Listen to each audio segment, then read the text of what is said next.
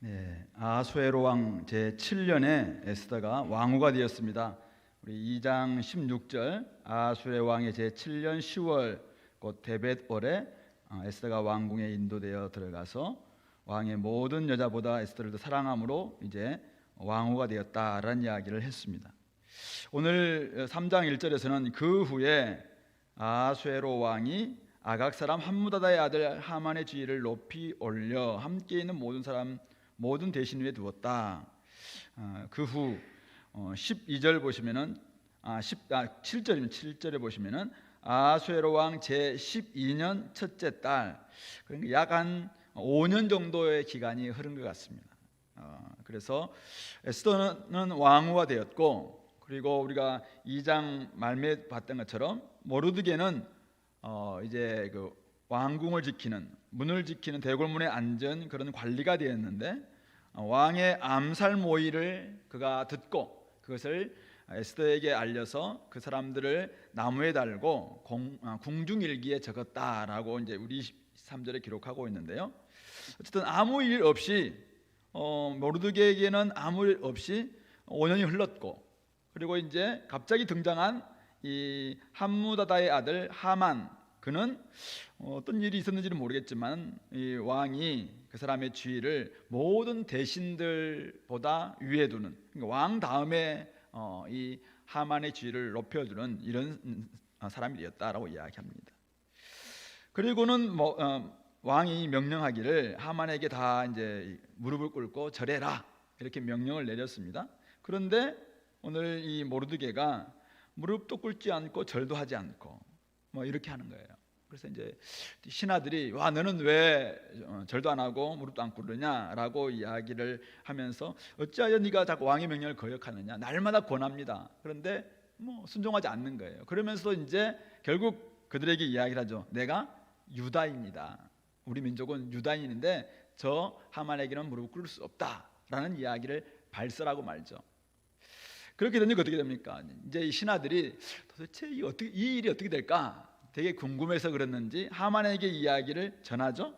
그렇게 하니까 하만 5절 보니까 모르드게가 무릎도 꿇지 않고 절도 하지 않은 것 때문에 매우 좀 그동안 노했었는데 그의 민족이 유다인이다라는 이야기를 딱 듣는 순간 옳거니 잘됐다, 이렇게 나왔죠. 그래서 저 모르드게만 죽일 것이 아니라 이 유다 온 페르시아에 흩어져 있는 127도에 흩어져 있는 이 모르드게의 민족들, 유다인들을 다 죽이자라는 계획을 세웠다라는 것이 6절까지 이야기죠. 잠깐 우리는 여기서 왜 이 모르드게가 그 상관인, 그것도 왕 다음에 지위면은 굉장히 높은 지위잖아요. 그런 지위 높은 이 하만에게 절하지도 않고 무릎 꿇지도 않았는가라는 이야기를 한번 생각해 봐야 될 것 같습니다. 여러 가지 생각이 들겠죠. 자기는 정말 엄청난 일을 고발했음에도 불구하고 전혀 보상도 받지 못한 가운데 그냥 흘러갔고, 저 사람은 갑자기 등장했는지 어쨌든 잘 모르겠지만 높여지는 이런 모습 보면서 사실은 좀 분개하는 마음도 없지 않아 들었을 거라고 생각해요. 아니면 이제 자기의 사촌, 그냥 우리 하닷사, 바로 에스더가 왕후잖아요. 그러니까 왕후의 권세가 있을지 모르겠지만 어쨌든 그걸 믿고 혹시 전하지 않을 수도 있었겠죠. 많은 사람들이 야, 왜 안 전하자 그러면 또 옆에 있는 사람들이 야야 에스더예요 이렇게 이야기하면서 이렇게 하지 않겠습니까? 그러니까 혹시 모르드게가 조금 그랬을 수도 있겠다 생각할 수도 있습니다. 그러나 아마 그런 이유는 아닌 것 같고요. 나중에 그가 야, 니 왜 절하지 않냐라고 이야기했을 때 내가 유다 사람이다 딱 이야기하잖아요. 여기서 우리는 이유를 발견할 수 있을 것 같아요. 그가 자기는 유다 사람이고 저 사람은 하만은 아각 사람이다. 여기서 우리는 좀 힌트를 발견할 수 있을 것 같습니다. 그래서 왜 이 아각 사람, 물론 여러 가지 설이 있긴 합니다만은 우리가 성경에서 보면은 이 아각, 바로 아말렉 왕의 칭호가 이름이 아각이었죠. 우리 사무엘상 15장에 보면은 사울 왕이 이 아말렉을 다 죽여라라고 이야기했을 때 사실은 사무엘로부터 하나님의 그 명령을 받았습니다만은 그가 결국 이 아각 왕은 사로잡고 좋은 것, 아주 귀한 것 이런 것들은 다 그냥 가져왔고 좋지 않은 것, 그냥 볼일 없는 거 이런 것들만 다 죽이는, 이렇게 함으로 말미암아 결국은 하나님으로부터 그가 책망을 받게 되고 결국 그를 이제 버리게 되는 이런 일이 있었죠. 그 불순종으로 말미암아 결국은 이 사울이 실패의 길로 걸어갔는데요. 이 사울이 기스의 아들 사울이 결국 그것 때문에 혹시 지금 누구도 모르드게는 자기의 증손, 그러니까 할아버지가 결국 그가 기스라고 했는데 이름도 비슷하잖아요. 그래서 아마 이 사울 집안과 결국 아말렉 하면은 뭐 이가 갈리는, 우리 집안이 왜 이리 망했는가 생각해 보면은 그 아각, 그죠? 아말렉 사람 아각 하면은 아각이 이가 갈리는 이런 아마 모습 때문에 그럴 수 있다 생각합니다. 또 그런데다가 좀 더 올라가면은 출애굽기 17장 16절에 올라가 보면은 출애굽한 이스라엘이 아말렉과 르비딤에서 전쟁을 벌여서 승리하죠. 결국 이 아말렉은 출애굽한 이스라엘을 계속 방해했던 그런 민족이었거든요. 그래서 하나님이 나중에 이제 그들을 싸우고 난 다음에 여호와께서 대대로 아말렉과 싸우시겠다. 여호와 니시라는 그 승리를 깃발을 세우면서 하나님께서 그렇게 말씀하시는 것이 우리 출애굽기 17장에 나오거든요. 그래서 여호와께서 대대로 아말렉과 싸우시겠다, 그렇게 말씀하셨습니다. 그래서 이런 역사적인 배경을 알고 혹시 모르드게가 자기의 신앙적인 또 민족의 자존심을 지키고 정체성을 지키기 위해서 결국은 이 아각 사람 하만에게 절하지 않고 무릎도 꿇지 않는 이런 길로 나아가지 않았을까 생각해 볼 수 있는 것이죠. 페르시아의 관리, 둘 다 관리입니다. 페르시아 관리로서 왕의 명령에 순종하는 것 어쩌면 당연하죠. 그런데 그는 이 유다 민족이라는 어쩌면 자기의 정체성, 이것을 지키기 위해서 하나님의 명령, 하나님의 말씀을 지키는 것이 훨씬 더 저 사람에게 절하고 저 사람의 무릎 꿇는 것보다 훨씬 더 낫다라고 자기가 나름대로 선택한 것이죠. 자신의 정체성을 지키는 것이 어쩌면 왕의 명령보다 중요했고 우선순위에 있었다. 그렇기 때문에 그가 절하지 않고 결국 무릎 꿇지 않았는 그 결과 이제는 자신만 고난당하는 것이 아니라 자기 민족까지도 죽을 위험에 지금 처해지는 이런 상황이 왔습니다. 그러나 어쨌든 그는 그 선택을 좀 한 것이죠. 자, 이럴 때 모르드게가 하만에게 이 무릎 꿇지 않는 결과 어떤 일을 벌이고 있는가? 우리는 하만의 그 악함을 떠올려서 볼 수 있는데요. 온 페르시아 흩어져 있는 모르드게 민족 유다인을 다 멸하고자 계략을 꾸미죠. 그래서 계략을 꾸미기 위해서 이제는 날을 잡습니다. 그래서 우리 페르시아 말로 이제 부르라는 이 제비 뽑는다는 말인데 제비를 뽑았는데 날을 딱 잡았죠. 아마도 본인이 직접 하지는 않고 당시에 이제 점성술사 이런 사람들에게 날을 잡도록 했을 것 같아요. 그래서 잡은 날이 언제냐면은 7절에 12년 첫째 날 니산월에 제비를 뽑았는데 12째 달 아달월, 그러니까 1월 달에 제비를 뽑았는데 언제 뽑혔어요? 마지막 막달 12월 달에 딱 뽑힌 거죠. 물론 그가 지금 계략을 꾸몄습니다. 그래서 한 사람을 죄를 밀어서 모든 민족을 다 잡으려고 지금 부르를 뽑았는데 12월로 딱 뽑혔습니다. 아마 굉장히 이제 127도 엄청난 넓이를 가지고 있는 제국이었기 때문에 모든 사람들에게 요즘처럼 팩스가 있는 것도 아니고 요즘처럼 이메일이 있는 것도 아니고, 그죠? 뭐 www가 있는 것도 아니고, 이런 상황이니까 전부 역줄들이 가야 되기 때문에 굉장히 먼 이런 곳에서 이 모든 사람을 죽이려면 많은 기간이 필요했다 생각이 들어서 아마 이 하만은 옳거니 이 정도면 충분하다 이렇게 생각할 수 있다고 생각합니다.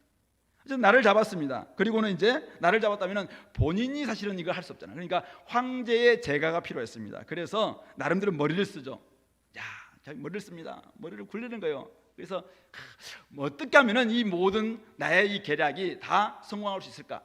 그래서 왕이 제일 싫어하는 게 뭘 것 같아요? 우리나라에서 이제 옛날에 사극 같은 거 보면은 무조건 뭐 반대하면은 역적으로 몰면 되는 거잖아요. 반역죄 걸면 되는 거죠. 그럼 그 이야기를 하고 있는 것이죠. 한 민족이 있는데 그 민족은 만민의 것과 달라서 왕의 법률을 지키지 않습니다. 8절에 용납하는 것이 왕에게 무익합니다. 왕이 옳게 여기시거든 조서를 내려서 그들을 진멸하소서. 제가 1만 달란트의 비용은 다 되겠습니다. 왕이 사실은 손대지 않고 코 푸는 형이잖아요. 그러니까 옳거니 그래 좋다 그렇게 이야기하면서 왕의 뜻대로 다 허락을 했고 흔쾌히 승낙. 그래서 11절 너의 소견에 옳은 대로 행해라 라고 이야기했다는 것이죠. 오늘 우리 1절부터 11절에서 보면은 그렇죠. 아까 우리 봤던 것처럼 자신의 정체성, 자신의 원칙, 자신이 나름대로 중요하게 생각하는 우선순위, 그것을 지키려고 하는 성도, 그것을 지키려고 하려는 유다민족 아니면 교회, 어려움에 처할 수 있다라는 것을 보여줍니다.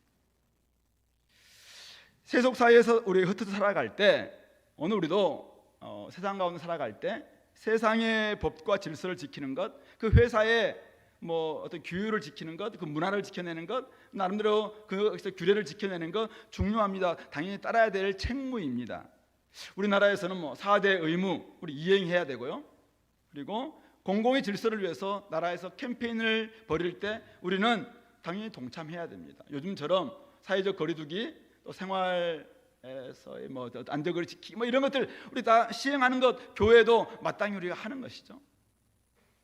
그런데 사회 규범이 하나님의 법과 배치된다면 어떻게 할 것인가? 그리고 그리스도인의 정체성을 부정당하게 만드는 그런 명령일 때 우리는 어떻게 할 것인가 이거죠. 하나님께 순종하는 것이 우선순위에 있다.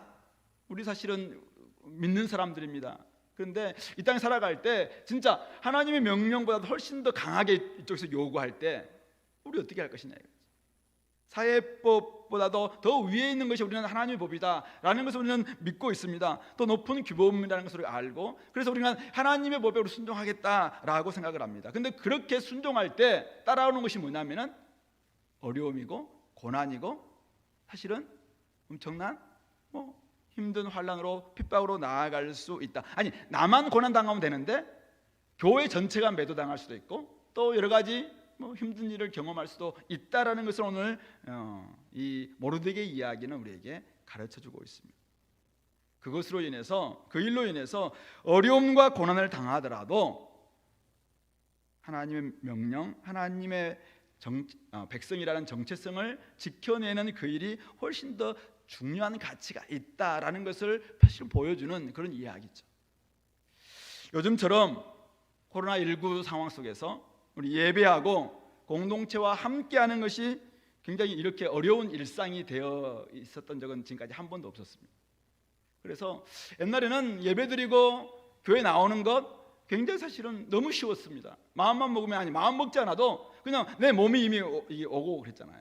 그런데 지금은 마음을 먹어도 올 수 없는 지금 이런 상황이잖아요. 마음은 엄청나게 오고 싶잖아요. 지금 집에서 계시는 분들 엄청 오고 싶죠.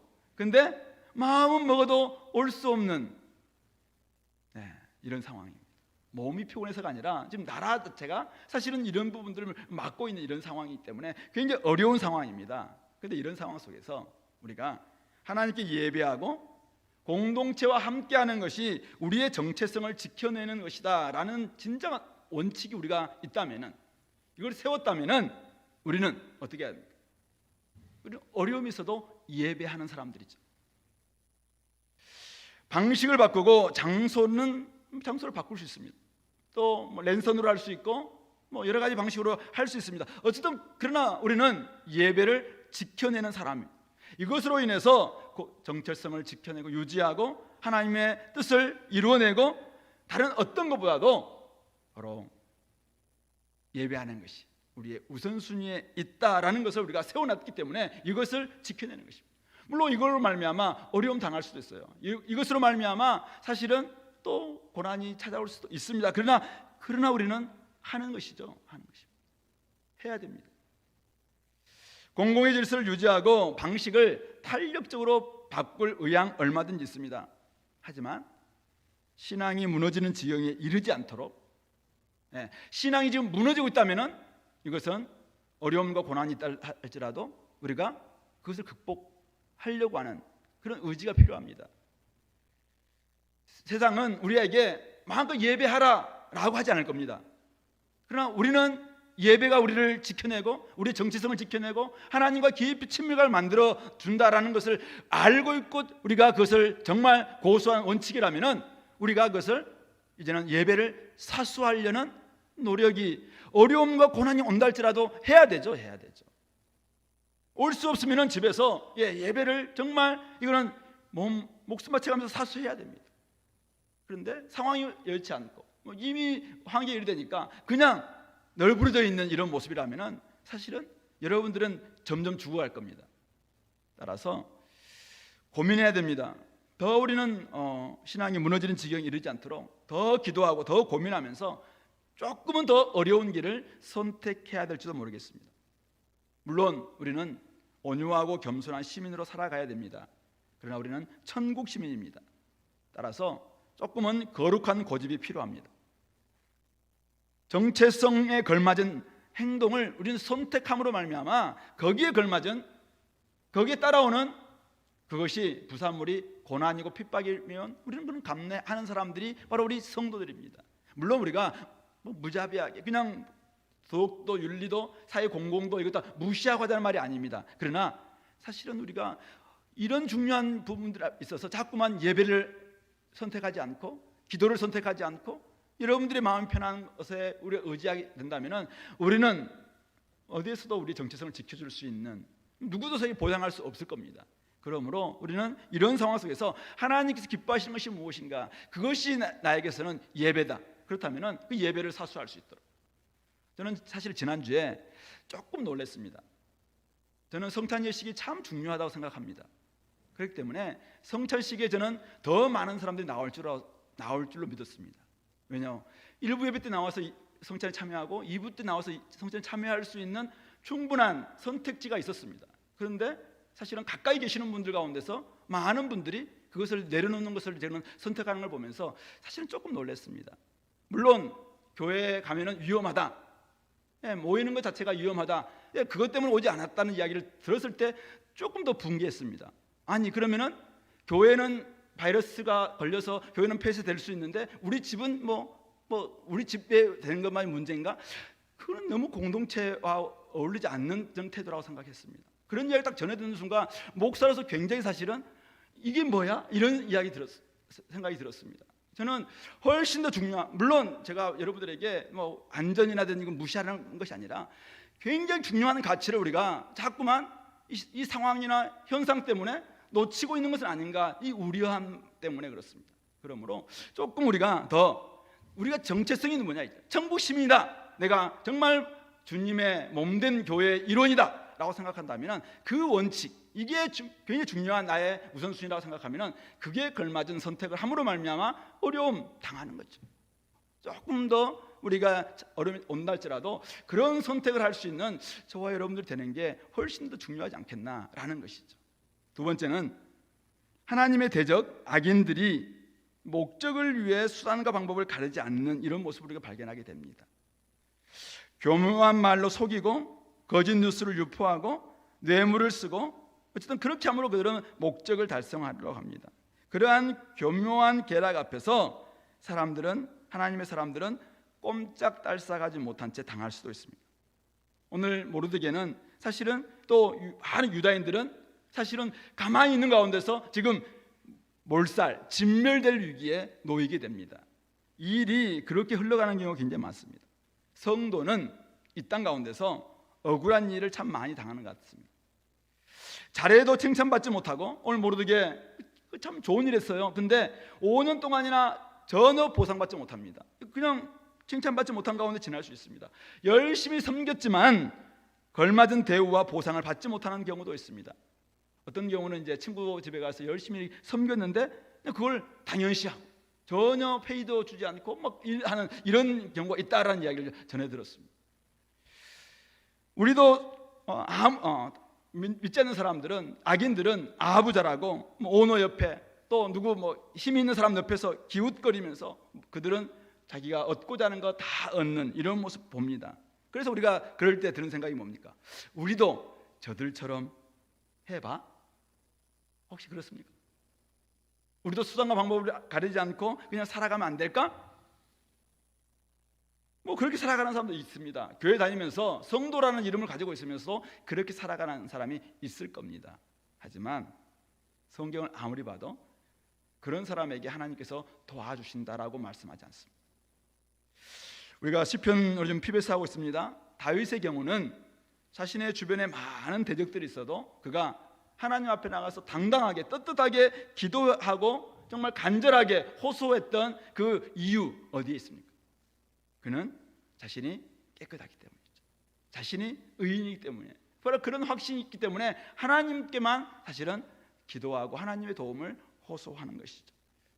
이 시대를 살아갈 때, 우리가 세속 사회를 살아갈 때 왜 우리는 기도를 중요시 여기고 말씀 읽고 또한 PBS 하는 것을 계속 강조하고 있습니까? 바로 경건, 즉 영성이 힘이다라는 것을 믿기 때문에 그렇습니다. 우리는 악인들과는 다른 태도, 다른 콘텐츠를 가지고 있어야지 그것이 능력이고 그것이 우리의 스펙이라는 사실을 우리는 기억해야 합니다. 세상이 요구하는 그것 말고 우리가 가져야 될 것은 바로 우리가 다른 이야기를 가지고 있어야 됩니다. 다른 능력을 가지고 있어야 됩니다. 다른 태도를 가지고 있어야 됩니다. 다른 영성을 가지고 있어야 됩니다. 다른 경건을 가지고 있어야 되겠죠. 이것이 있을 때 우리는 세상 가운데서 저들은 이렇게 하면서 막 올라갈 겁니다. 그러나 우리는 그걸 내려놓는 거예요. 그러나 우리는 경건을 지켜내는 것입니다. 영성을 지켜내는 것입니다. 하나님을 닮은 성품을 계속 사수하는 것입니다. 몇 년 동안 전혀 위로받지 못하고 그냥 당할 수도 있습니다. 그러나 한 분만은 알고 계세요. 유일한 청중 대신 하나님은 보고 계시고 알고 계세요. 그분께서 결국은 일하실 겁니다. 그것이 바로 세 번째 이야기입니다. 바로 세 번째가 뭐냐면은 이 엄청난 사건이 일어난 세상사 속에서 하나님의 은혜와 역사가 있더라는 것이죠. 하만은 잘되고 모르드게는 전혀 보상받지 못하는 가운데 무슨 하나님의 은혜가 있냐 이렇게 의문하는 사람이 있을 수 있습니다. 아니 유다인의 죽이는 날을 다 뽑아놨는데 이게 무슨 하나님의 역사냐? 그런데 가만 오늘 본문을 보면은 그죠? 첫째 달 니산월에 제비를 뽑았는데 12월 달입니다. 뽑힌 날이 11달의 간격이 있습니다. 저는 이게 하나님의 은혜라고 생각합니다. 이 안에 이 11달 동안 사실 우리 지금 1월 달부터 오늘 5월인데 엄청난 일이 있지 않습니까? 우리가 1월 달에 우리가 지금 중국에 이미 가 있어야 되는 거 아니에요? 그런데 어떻게 우리가 이런 일이 있을지 어떻게 알았습니까? 우리가 작년 이맘때 알았습니까? 우리가 전혀 몰랐어요. 그런데 이런 일이 벌어지고 있습니다. 11달이면은 엄청난 일이 벌어질 수 있어요. 바로 이런 시간 간격, 그 안에 하나님께서 어떻게 일하실 것인가? 우리 이 땅에 살아가면서 우리가 선택하는 고난도 있고 모르드게처럼 때로는 선택된 고난도 있습니다. 즉 선택됨으로 말미암아 고난 당하기도 합니다. 우리는 의인으로서 적극적으로 고난을 선택하는 그런 사람들이죠. 십자가마저 감당하기 위해서 우리는 주님의 뒤를 따라가는 사람들, 우리가 선택한 그 길입니다. 따라서 주님을 따르는 길을 선택했다면 십자가가 있다고 불평하는 것은 걸맞지 않습니다. 당연히 주님의 길을 선택했기 때문에 이 길을 걸어가겠다고 선택했기 때문에 고난까지도 여러분들은 선택하는 것이죠. 그러나 이런 거 말고 어떤 경우는 우리는 전혀 선택하지 않았어요. 그런데 선택당한 고난이 있습니다. 이런 세상에 우리가 태어난 거죠. 이런 역사가 우리에게 주어진 것입니다. 이 반도 대한민국에 태어난 것, 2020년 이곳에서 지금 우리가 살고 있는 것, 우리 이런 집안에 우리가 태어난 것, 이런 환경을 맞이한 것, 이거는 우리가 선택한 것이 아니라 선택당한 것입니다. 수동적으로 선택당한 결과예요. 어쩌면 제비 뽑힘 당한 거죠.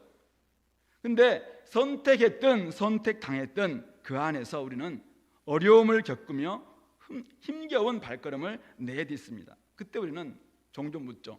하나님은 어디 계십니까? 어디에도 등장하지 않습니다. 에스더서는 어디 등장하지 않습니다. 하나님은 침묵하시는 것 같아요.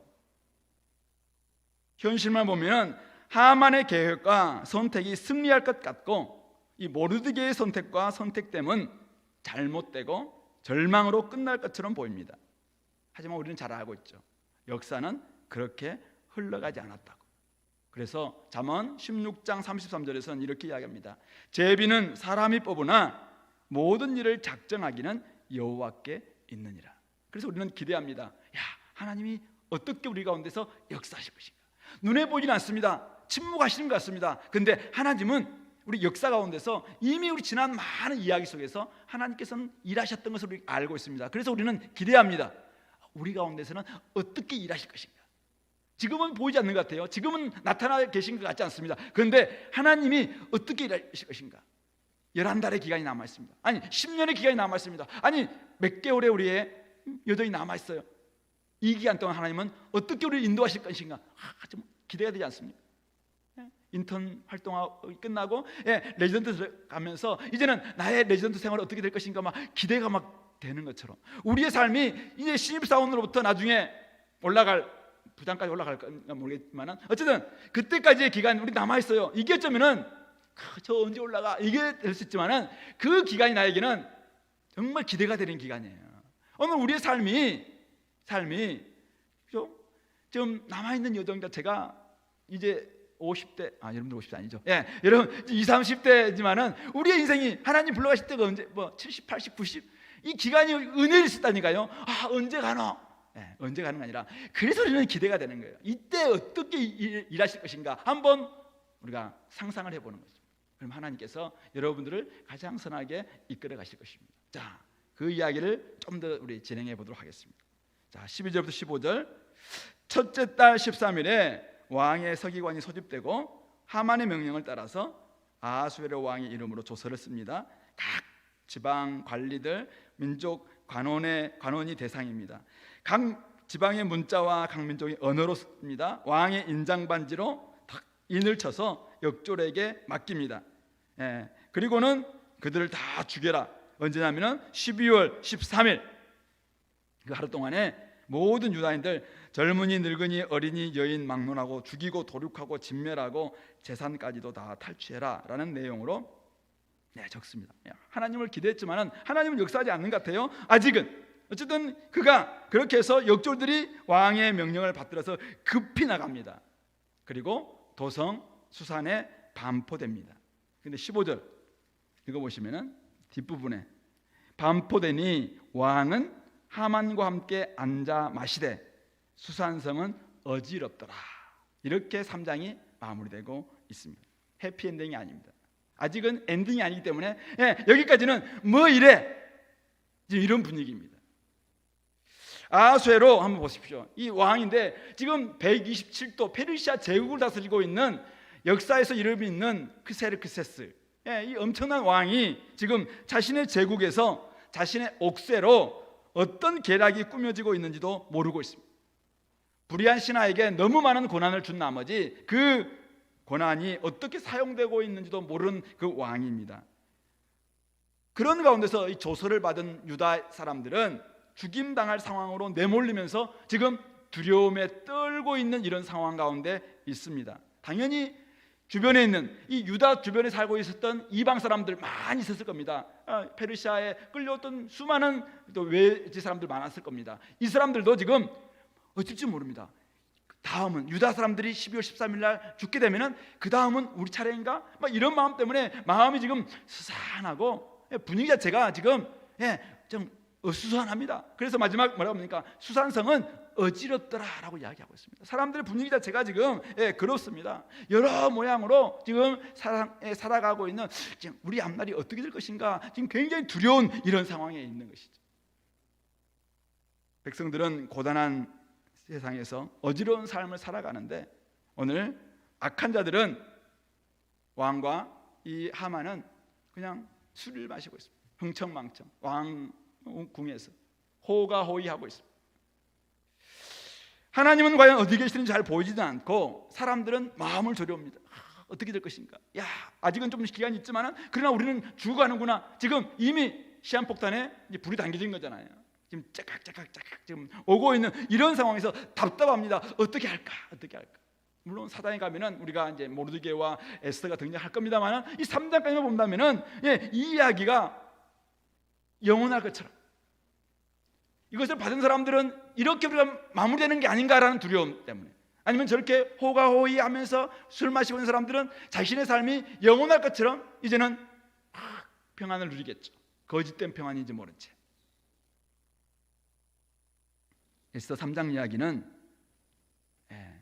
제가 보기에는 이제 발단에서 전개를 넘어서 지금 위기 상황으로 접어들고 있습니다. 그리고 소설에 5단계가 6단계가 있잖아요. 예, 뭐죠? 발단, 전개, 위기, 절정, 파국, 결말인가? 뭐 저도 이런 게 있잖아요. 예, 지금 그 단계죠. 이미 위기 단계까지 온 거야. 그러면 곧 이제 어떤 일이 벌어집니까? 절정이 올 거고 파국과 막 바뀌는 마지막 역전, 이런 일들이 벌어지는 게 소설의 묘미 아닙니까? 근데 우리 인생에서 하나님의 역사는 소설보다 더 놀라운 파국과 역전들이 있더라는 것을 오늘 우리 에스더에서 우리가 알고 있는 것이죠. 근데 지금 누리고 있는 이 복과 권세가 영원한 것도 아니고 지금 우리가 겪고 있는 어려움이 절망으로 끝나는 영원한 절망이나 어려움도 아니다라는 것이죠. 중요한 것은 이거죠. 나는 어느 편에 서 있는가? 이것을 점검할 필요가 있는 것입니다. 말씀을 맺으면서요, 사탄의 계략으로 오늘 죽음을 앞두고 있는 고단한 현실은 이 페르시아에서만 있었던 것이 아니라 오늘 이 땅 2020년을 살고 있는 이 땅 가운데도 오늘 우리 지금 눈앞에 펼쳐지고 있습니다. 그래서 우리는 많은 사람들이 고단한 세상살이라고 이야기합니다. 고단한 인생길, 뭐 그 찬양도 있잖아요. 고단한 우리의 인생 자체가 고단합니다. 그래서 우리는 한숨 쉬면서 이 고단한 인생 언제 끝날까? 이렇게 견디는 사람이 있는가 하면은 여전히 함께 하시는 하나님을 신뢰하면서 소망을 가지고 살아가는 사람들도 있습니다. 주님께서는 침묵하시는 것 같아도 하나님의 일을 진행하고 계시기 때문에 그렇죠. 하나님의 때에 가장 놀라운 방식으로 구원하시고 소망의 길을 여시는 분이 우리 하나님이심을 우리가 알기 때문에 현실이 비록 고단하고 녹록지 않아도 길을 여시는 주님을 바라보며 나아가야 합니다. 그리고 이 놀라운 사실을 우리가 알고 있는 교회는 고단한 인생길을 살아가는 사람들에게 어떻게 해야 됩니까? 바로 소망의 길을 보여주고 그들을 인도해야 될 사명이 우리에게 있는 것이죠. 제가 어제 어떤 목사님, 어떤 그 박사님의 잠깐 이야기를 들으면서 지금 코로나 이후에 한국이 어떻게 할 것인가 막 이야기하는 요즘 뭐 그런 대담들이 굉장히 많아요. 잠깐 듣는데 그런 이야기 하시더라고요.